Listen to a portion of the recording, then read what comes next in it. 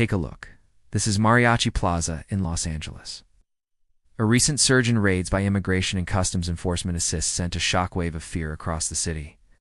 Down in Santee Alley, a normally packed downtown shopping hub, owners say business has fallen to a fraction of what it should be.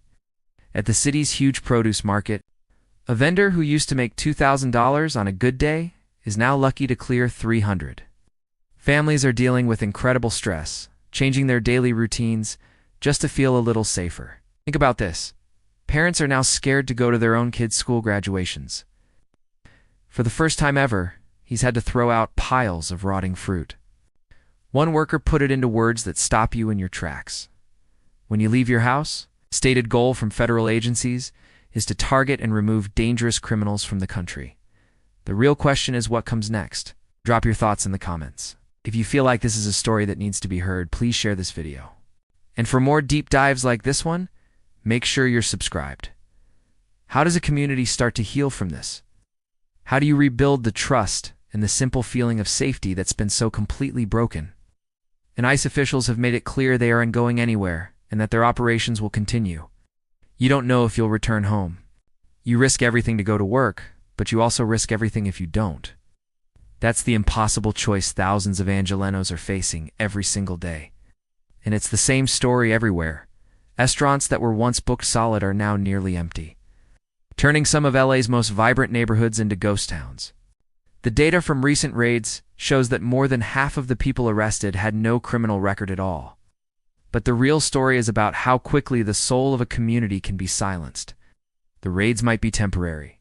They're leaving behind a different kind of ghost town, one built not from empty buildings, but from a fear that lingers. The fear of being separated from your family, of losing your ability to provide for them, of just being in the wrong place at the wrong time.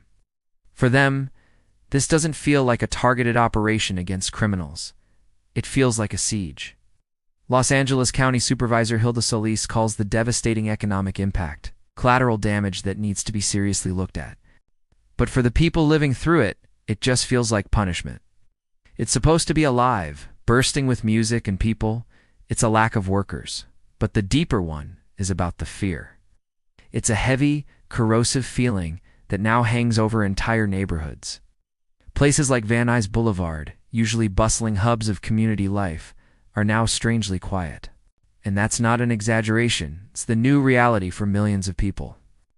Immigrants are the backbone of so many key industries here.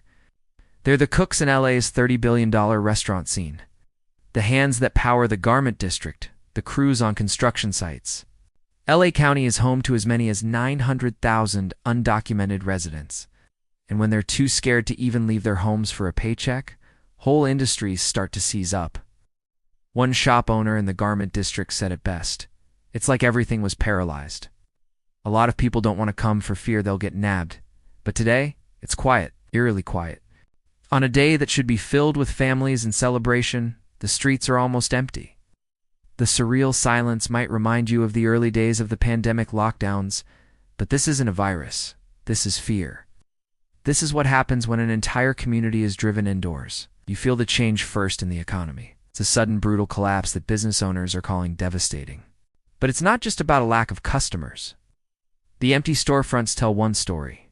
This fear doesn't just affect the undocumented. It's shaking entire immigrant communities, even people who are here legally. Street vendors, day laborers, and parents. It's a constant, gut-wrenching anxiety. So what's the official story?